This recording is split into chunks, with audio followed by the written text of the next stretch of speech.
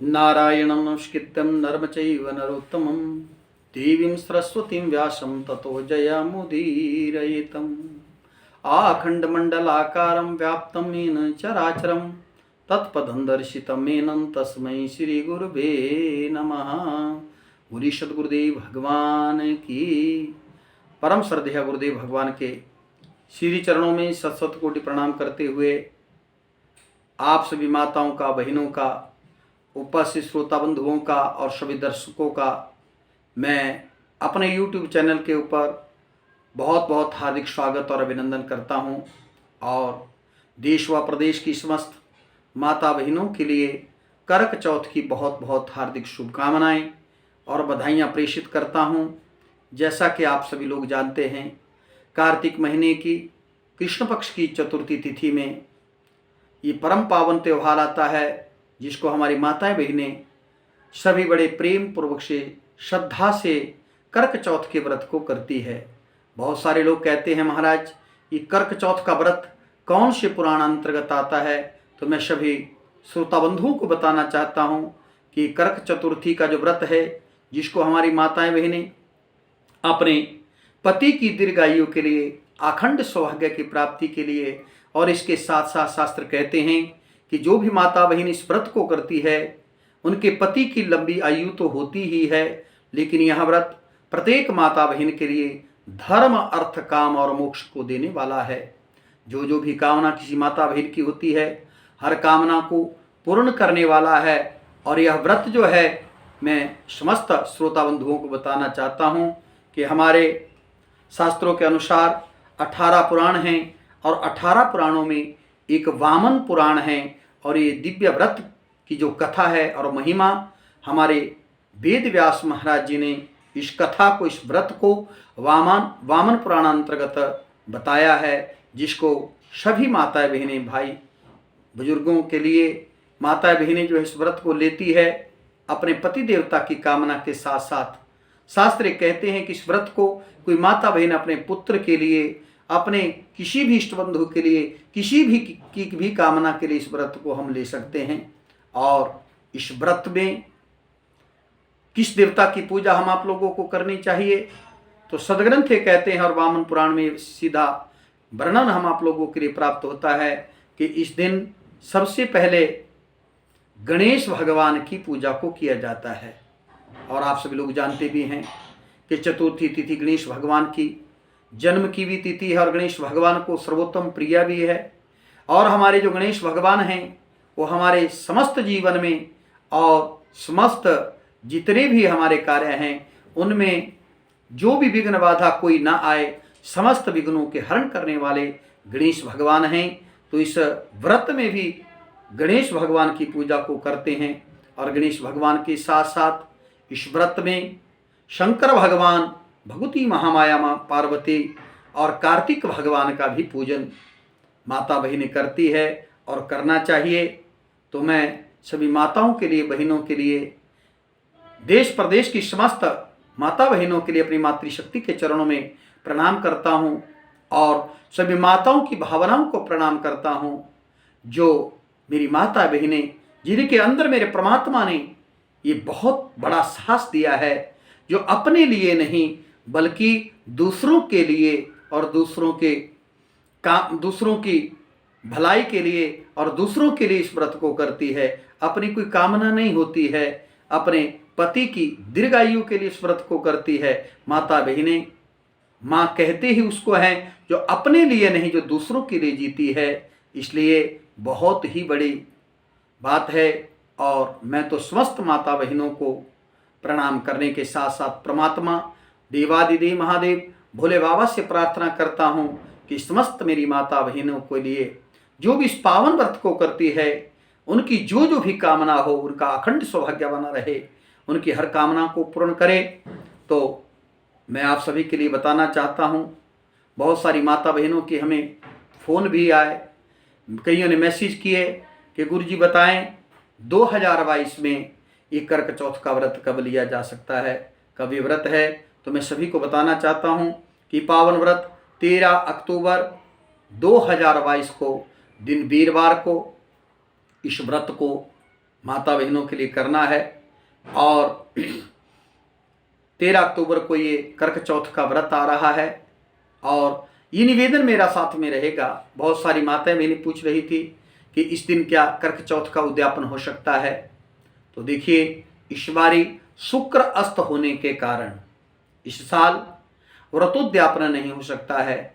जो भी हमारी बहु बेटियां पहली बार इस व्रत को लेना चाह रही हैं, वो भी यदि इस व्रत को इस साल से शुभारंभ ना करें। क्यों? क्योंकि शुक्र का अस्त होने से शुक्र का बल प्राप्त नहीं हो रहा है और इस शास्त्रों में कहा गया है कि गुरु और शुक्र ऐसे कार्य में उदय होने चाहिए। तो देवयोग से इस बारी शुक्र अस्त है, इसलिए कोई भी माता बहन पहली बार इस व्रत को ना लें। भगवान से कामना करें, परमात्मा के प्रति अखंड अटूट श्रद्धा रखें, भगवान से प्रार्थना करें कि प्रभु हम इस बार इस व्रत को नहीं ले रही हैं, लेकिन फिर भी आप हमारी कामना को, हमारे पति देवता की दीर्घायु को अवश्य में भगवान माता बहनों की कामना को सुन करके पूर्ण करेंगे। और मैं उन देवियों को भी बहुत बहुत आशीर्वाद प्रदान करना चाहता हूँ जिन देवियों के पति देवता हमारे देश भारत की सेवा करने के लिए आज बहुत दूर दूर तक देश भारत की सीमाओं के ऊपर रक्षा करने के लिए तैनात हैं, खड़े हैं। और वो पति देवता, उन देवियों की इच्छा होती है हर देवी की कि हमारे पति देवता इस व्रत में हमारे सामने आए। क्यों? क्योंकि इस व्रत की जो पारणा है वो चंद्रमा को अर्घ दे करके और पति देवता जल अपनी धर्मपत्नी के लिए पिला करके इस व्रत को पारणा को करते हैं सायंकाल में। तो हर एक देवी की इच्छा होती है कि चंद्रमा के साथ साथ मैं भी अपने पति देवता का मुख देख के और मेरे पति देवता हमें जल पिला करके इस व्रत को पूर्ण करें। तो वो धन्य है वो देवियाँ जिनके पति देवता देश विदेश में देश भारत की सेवा या कहीं भी कार्य कर रहे हैं। तो उन मेरी माता बहनों से मेरा निवेदन है कि चंद्रमा को अर्घ दें और अवश्य में चंद्रमा हम आप लोगों की कामना को पूर्ण करेंगे। देवादिदेव महादेव भगवान, भोले बाबा, माता पार्वती, गणेश भगवान और कार्तिक की पूजा संध्या काल के समय के बीच में करें। और जब चंद्रमा उदय हो तो ऐसा हमारे शास्त्रों में वर्णन आ रहा है कि 13 अक्टूबर को अलग अलग जगहों के बीच में अलग अलग समय के ऊपर चंद्रमा उदय होगा। तो हमारे हिमाचल में 8:15 बजे से 8:30 पौने 9 बजे के बीच में चंद्रमा उदय हो जाएगा। तो इस व्रत की विधि को मैं थोड़ा सा आप लोगों को बताऊं और उसके बाद इस व्रत की कथा को भी मैं आप माता बहन भाई बुजुर्गों के लिए सभी के लिए सुनाना चाहता हूं। लेकिन थोड़ा वीडियो लंबा हो जाएगा, इसलिए आप वीडियो को स्किप ना करें और परम श्रद्धा के साथ हमारे इस वीडियो को श्रवण करें। हो सकता है हमारी द्वारा दी गई कुछ जानकारी आपके काम में आ जाए और किसी को ज्ञान ना हो तो उसको ज्ञान प्राप्त हो जाए। यही हमारी छोटी सी कोशिश है कि हम भी इस वीडियो के द्वारा समस्त माता बहनों के और सभी भक्तों के मन के संशय को दूर करने के लिए हम इस वीडियो को बना रहे हैं। तो जिन भी माता बहनों के व्रत हैं, प्रातःकाल ब्रह्म मुहूर्त के बीच में उठें और उठ करके दिशा करें, स्नान ध्यान करें। और इस व्रत में कहा गया है कि व्रत निर्जल व्रत होता है। इसमें किसी तरह का जल, दुग्ध, फल, फलाहार इत्यादि का नहीं लिया जाता है और ना ही लेना चाहिए। लेकिन ऐसी भी मान्यता है कि जिन माता बहनों ने, जिन बहन बेटियों ने कर्क चौथ के व्रत के उद्यापन को कर लिया है, वो संध्या काल को जब भगवान शंकर भगवान का, माँ पार्वती का, गणेश भगवान कार्तिक का पूजन कर लें तो उस पूजन को करने के बाद जलपान, चाय पान इत्यादि कर सकती हैं। और एक बात मैं और निवेदन करना चाहता हूँ कि कोई भी गर्भवती माता बहन हो अथवा कोई अस्वस्थ हो, बीमार हो, रुग्ण हो, तो इस अवस्था में भी व्रत को न करके उनके लिए कोई दोष नहीं है। भगवान सर्वंतर्यामी हैं, भगवान सब जानते हैं। उन देवियों से मेरी यही प्रार्थना है कि वो देवियाँ व्रत न रख करके भगवान से प्रार्थना करें, विनम्र भाव से भगवान के पूजन को करें और आपके मन के भाव को भगवान भी जानते हैं और आपको संपूर्ण उस व्रत को ही करने का पुण्य प्राप्त हो जाएगा।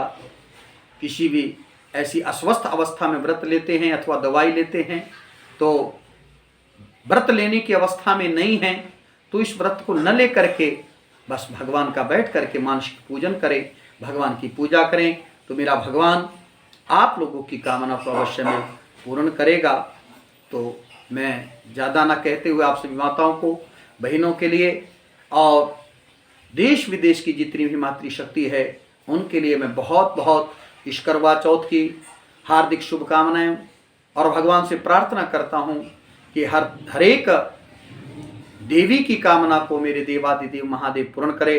सभी के अखंड सौभाग्य की प्राप्ति हो, सभी के पति देवताओं की लंबी उम्र मेरा भगवान करे, किसी की अकाल मृत्यु ना हो, कोई अकाल मृत्यु का ग्रास ना बने और भगवान सबकी कामना को देवादिदेव महादेव पूर्ण करें। तो ये इस विधान से जो है हम इस व्रत को करेंगे तो हमारी हर कामना को भगवान अवश्य में पूर्ण करते हैं। अब ऋषियों ने गुरुदेव भगवान से प्रश्न किया और पूछा कि गुरुदेव भगवान आप हमें बताइए इस व्रत को सबसे पहले किसने किया था, और कर्क चौथ के व्रत की जो कथा है उसको मैं भी आप लोगों के लिए सुनाने जा रहा हूँ। तो जिन भी माता बहनों के व्रत हैं वो स्वयं कथा को नहीं पढ़ सकती हैं तो इस कथा को श्रवण करिए और भगवान के समक्ष बैठ करके इस भगवान की कथा का श्रवण करें और बाद में भगवान जी की आरती उतारें और भगवान से कामना करें तो भगवान समस्त भक्तों के लिए इस कथा के श्रवण करने से हर कामना को पूर्ण करेंगे। ऐसी मेरी आप सभी से निवेदन है और भगवान सबकी कामना को पूर्ण करे। तो अथ कर्क चतुर्थी व्रत कथा श्री गणेशाय नमः। मान धातु वाचम अर्जुने तु गते तप्तो मिन्द्रं कीलगिरि प्रति विष्णु मनसा शुभ्रो द्रौपदी समचिंत्यतः अहो किरीटिना कर्मं समारब्धं दुष्कृतं बहवो विघ्नकर्तारो मार्गे वै परिपंथिना। बोलिए सद्गुरुदेव भगवान की। ऐसा वर्णन आता है कि जब कौरवों और पांडवों का महाभारत का युद्ध अभी हुआ नहीं था, होना नियत हो गया, तो मानधाता जी कहते हैं कि इंद्रकील गिरि पर्वत के ऊपर तपस्या करने के लिए अर्जुन जी चले जाते हैं और जब वो तपस्या करने के लिए घर से निकले तो द्रौपदी का मन बड़ा उदास हो गया, खिन्न हो गया। क्यों? क्योंकि अर्जुन जब तप में बैठे तो उस तप में तरह तरह की विघ्न बाधाएं आने लगी। जब तरह तरह की विघ्न बाधाएं आई, द्रौपदी का मन उदास हो गया। उदास मन से सोचने लगी मेरे पति का ये तप पूर्ण कैसे हो। तो सीधी भगवान श्री कृष्ण के चरणों में चली गई और भगवान श्री कृष्ण के चरणों में प्रणाम किया और प्रणाम करके कहा, मेरे पति देवता अर्जुन इंद्रकीलगिरि पर्वत के ऊपर तपस्या कर रहे हैं और उनके तप में तरह तरह की विघ्न बाधाएं आ रही है। ऐ कृष्ण आप हमें बताइए कोई ऐसा व्रत, कोई ऐसा उपाय जिसको करने से मेरे पति देवता का जो तप है उसमें कोई विघ्न ना पड़े और उनका जो तप है वो पूर्ण हो जाए और उसके सारे विघ्न नष्ट हो जाए। तब श्री कृष्ण भगवान ने कहा कि ऐ द्रौपदी, मैं आपको एक बहुत ही उत्तम व्रत बता रहा हूँ। मैं अपनी इच्छा से नहीं, लेकिन जैसे प्रश्न आपने मेरे से किया इसी तरह का प्रश्न शंकर भगवान जी से माता पार्वती ने एक बार कहा था और देवादिदेव महादेव भगवान भोले बाबा ने माता पार्वती के लिए जो व्रत बताया था उसी व्रत को मैं आपको बताता हूँ। शृणु देवी वरारोहे वक्ष्यामि त्वां महेश्वरी सर्व विघ्नं हरित्याहु कर्काख्यं चतुर्थिकाम। पार्वती मैया ने जब शंकर भगवान से पूछा था समस्त विघ्नों को दूर करने वाला, हरण करने वाला कोई व्रत बताइए, तब शंकर भगवान ने माता पार्वती से कहा था कि हे देवी, जो भी देवी कर्क चतुर्थी का व्रत करती है, जो कार्तिक महीने की कृष्ण पक्ष की चौथ के दिन आता है, उसके किसी भी कार्य में किसी प्रकार की कोई विघ्न बाधा नहीं आती है और उसकी हर कामना को भगवान पूर्ण करते हैं। सो है देवी, कर्क चतुर्थी का व्रत हर देवी के लिए करना चाहिए। तो शंकर जी बोले कि हे पार्वती, रत्न विभूषित 4 दीवारियों से घिरी, स्वर्ण तथा चांदी के भवनों से भरे, विद्वानों से सुशोभित, लोगों को वश में करने वाली, दिव्य स्त्रियों से शोभायमान, जहाँ ध्वनि हो रही है ऐसे स्वर्ग से भी मनोहर परम रमणीक इंद्रप्रस्थपुर दिल्ली शहर में एक वेद शर्मा नामक ज्ञानी ब्राह्मण देवता रहते हैं और उसकी पत्नी का नाम लीलावती था। उसके पराक्रमी 7 पुत्र तथा संपूर्ण लक्षणों से युक्त वीरवती नाम की एक कन्या पैदा हुई।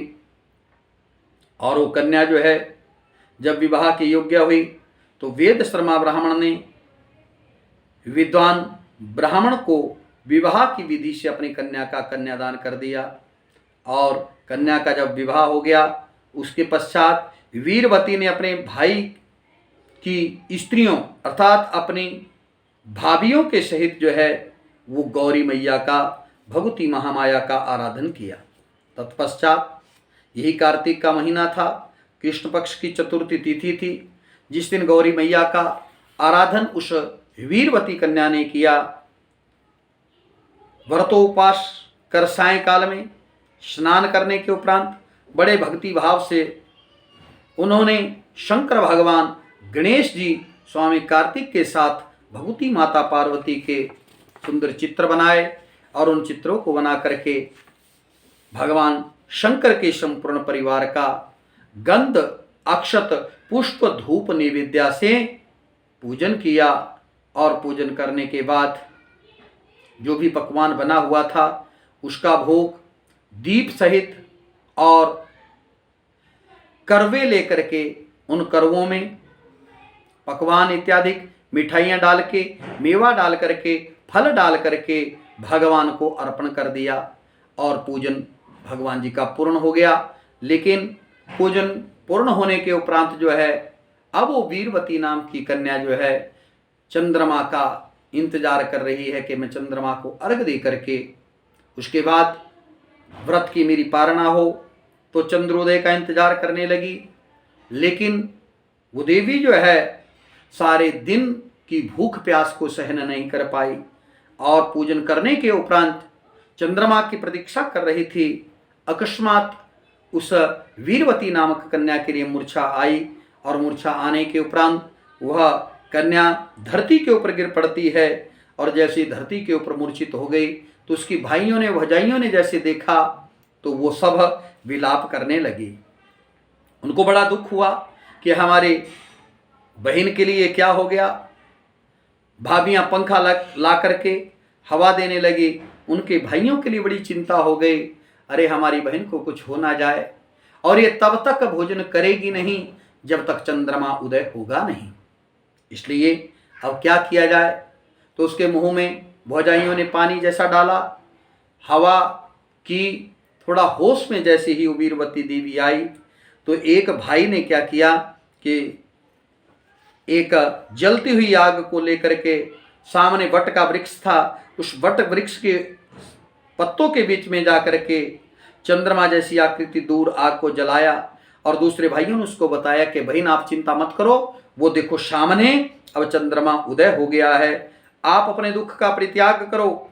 और पूर्वोक्त विधान से वीरवती ने भी यही जाना कि साक्षात चंद्रमा आ गया और उसको चंद्रमा समझ करके अर्घ्य प्रदान किया और अपने व्रत की पारणा को कर दिया। तब उसी दिन देव कन्याओं के साथ इंद्राणी वहाँ कर्क चतुर्थी का व्रत करने के लिए स्वर्गलोक से आई और स्वयं वीरवती के पास चली गई और मानुषी वीरवती से इंद्राणी ने सब बातें पूछी। तब विनय पूर्वक वीरवती ने कहा, जब मैं कर्क चतुर्थी का व्रत कर अपने पति के घर आई तो मेरा पति मर गया। हमें नहीं ज्ञात कि मेरे पति किस पाप कर्म का फल मिला है। हे महेश्वरी, हमारे भाग्य से आप यहाँ आ गई हैं, सो मेरे पति को जीवित कर मेरे ऊपर कृपा कीजिए। इंद्राणी ने कहा कि हे सुभगे, पिछले साल जो तुमने व्यर्थ अर्घ दे दिया, अर्थात चंद्रमा उदय नहीं हुआ, आपने उससे पहले ही चंद्रमा को अर्घ दे दिया, इसलिए तुम्हारा जो व्रत है वो खंडित हो गया, दूषित हो गया और आपको दोष लग गया। इससे तुम्हारे पति की अकस्मात मृत्यु हो गई। अब इस समय यत्न से इस कर्क चतुर्थी व्रत को करो और उसके पश्चात व्रत के प्रभाव से मैं तुम्हारे पति को जीवित कर दूंगी। श्री कृष्ण जी ने कहा कि हे द्रौपदी, इंद्राणी के वचन सुनकर वीरवती ने विधान पूर्वक कर्क चतुर्थी का व्रत किया। इस प्रकार उसके व्रत को करने से इंद्राणी ने प्रसन्न हो जल द्वारा अभिषिंचन कर उसके पति को पुनर्जीवित कर दिया। वह देवता के समान हो गया। उसके बाद वीरवती अपने पति के साथ घर आकर आनंद पूर्वक रहने लगी। वीरवती के लिए व्रत के प्रताप से उसका पति धन धान्य पुत्र अथवा आयु को प्राप्त हुआ। सूतोवाच, अब सूत जी कहने लगे, कृष्णस्य वचनं श्रुत्वा चकारं द्रौपदी व्रतं तद्व्रतस्य प्रभावेण जित्वा तान् कौरवान् रणे लभेरि राज्यमतुलं पांडवा दुःखनाशनं या करिष्यन्ति सुभगा वर्ते मेत्तिनाशगमे तासां पुत्रा धनं धान्यं सौभाग्यं च अतुलं यशा। सूत जी ने कहा कि हे ऋषियों, इस प्रकार कृष्ण के वचनों को सुनकर के द्रौपदी ने इस व्रत को किया, जिसके प्रभाव से संग्राम में कौरवों को जीतकर पांडवों ने अतुलनीय राज्य को प्राप्त किया और उस महाभारत के युद्ध को जीता, जिससे उसका दुख जाता रहा। इसलिए सूत जी महाराज ऋषियों से कहते हैं कि ऋषियों, जो सौभाग्यवती स्त्रियां इस कर्क चौथ के व्रत को करती हैं और सायंकाल पूर्वक विधान से पूजन करती हैं, पुत्र धन तथा अतुल यश को प्राप्त होती हैं। कर्क इस मंत्र को पढ़ करके दुग्ध जल से पूर्ण कलश में पंचरत्न डाल करके किसी ब्राह्मण को दान करती है, गणेश भगवान की पूजा करती है और भगवान से जो भी कामना करती है उसकी हर कामना को भगवान देवादिदेव महादेव भोले बाबा पूर्ण करते हैं। इस प्रकार प्रत्येक सौभाग्यवती माता बहनों के लिए समस्त इच्छाओं को पूर्ण करने वाला ये कर्क चतुर्थी का व्रत की कथा मैंने आप समस्त भक्तजनों को सुनाई है। और सूत जी महाराज ऋषियों से कहते हैं कि ऋषियों, इस व्रत की कथा को श्रवण करने से धर्म अर्थ काम मोक्ष की प्राप्ति होती है, समस्त माता बहनों की हर कामना पूर्ण होती है। और मैं भी भगवान देवादिदेव महादेव भोले बाबा से प्रार्थना करता हूँ कि समस्त देवियों की कामना पूर्ण हो और समस्त विश्व का कल्याण हो, हर जगह शांति हो, किसी के घर में कोई अनहोनी घटना ना हो, तथा मेरा बहुत सारे भगतजन जो हैं, बहुत सारे हमारे सनातन धर्म से विरुद्ध जो लोग हैं, बड़ा दुख होता है, मन खिन्न हो जाता है उन दुष्टात्माओं की बातों को सुन करके। जब हमारी बहू बेटियों के ऊपर, माता बहनों के ऊपर जिस दिन व्रत होता है, तरह तरह के अलग अलग प्रकार के टोटके बना करके उनका उपहास उड़ाया जाता है, मजाक उड़ाया जाता है, लेकिन उन दुष्टात्माओं के लिए पता नहीं है कि महाराज ये देवियाँ स्वयं में अन्न जल ग्रहण ना करके अपने लिए नहीं लेकिन किसी अन्य प्राणी की दीर्घायु की कामना के लिए, दूसरों की भलाई के लिए सब कुछ अपना निजी स्वार्थ परित्याग कर देती है, अपने प्राणों को दाव के ऊपर लगा देती है कि हमारे पति देवता को, हमारे परिवार को कुछ भी नहीं होना चाहिए। अन्न धन की समृद्धि के लिए भगवान से कामना करती है। मेरा समस्त देश और प्रदेशवासियों से निवेदन, समस्त भक्तजनों से ही निवेदन है कि इस तरह का कोई हंसी मजाक ना करे, उपहास व्रतों का ना उड़ाएं, अपने सनातन सभ्यता को पहचानें और सनातन इन रीति रिवाजों के अनुसार जो है हम समस्त व्रतों को करते रहें, त्योहारों को मनाते रहें। तो ज़्यादा कुछ ना कहते हुए मैं भगवान के श्री चरणों में प्रणाम करते हुए ये कामना करता हूँ कि भगवान समस्त माता बहनों की हर देवी की कामना को पूर्ण करे। जिस जिस भाव से जिसने भी इस व्रत को किया है, भगवान उनकी हर कामना को पूर्ण करते हुए हर कामना को पूर्ण करें। और ज़्यादा न कहते हुए समस्त माता बहनों के लिए देश प्रदेश की सभी मातृशक्ति के लिए मैं पंडित मदन लाल दुर्वासा बहुत बहुत शुभकामनाएं प्रेषित करता हूं। आशीर्वाद की कामना भगवान से करता हूं कि भगवान समस्त माता बहनों के लिए अखंड सौभाग्य का आशीर्वाद प्रदान करें। सभी के घर में अन्न हो, धन हो, दूध हो, पुत्र हो और हर एक जीवात्मा की मंगल कामना को भगवान पूर्ण करें। तो ये कथा मैंने आप लोगों को सुनाई, हो सकता है इसमें किसी प्रकार की कोई कमी, कोई त्रुटि रह गई हो, तो सभी से मेरा निवेदन है कि कमी या त्रुटियों को ना देख करके हमारी कमियों को आप लोग नहीं देखेंगे, लेकिन जो भी कथा का भाव है उसको श्रवण करेंगे और अपने जीवन में उतारेंगे। जीवन में उतार करके भगवान के श्री चरणों में हमारा मन लगा हुआ रहे, बस यही मैं भगवान से प्रार्थना करता हूँ। तो ज़्यादा कुछ ना कहते हुए जो भी माता बहन भाई बुजुर्ग इस वीडियो को देख रहा है, मेरा निवेदन है कि हमारे YouTube चैनल को ज़्यादा से ज़्यादा सब्सक्राइब करें और सब्सक्राइब करने के बाद जो है बेल आइकन को जरूर दबाएं, क्योंकि और व्रत त्यौहार की जो भी जानकारियां आगे होंगी उनको समय समय के ऊपर हम वीडियो बना करके जैसे ही अपलोड करें तो आप तक सबसे पहले सूचना प्राप्त हो, आपको इसका लाभ हो। इन्हीं शब्दों के साथ समस्त विश्व की मंगल कामना करते हुए मैं आप सबको बहुत बहुत शुभकामनाएं प्रेषित करता हूं। भगवान सबका भला करे, सुखी बसे संसार सब, दुखिया रहे ना कोई, यही अभिलाषा हम सबके।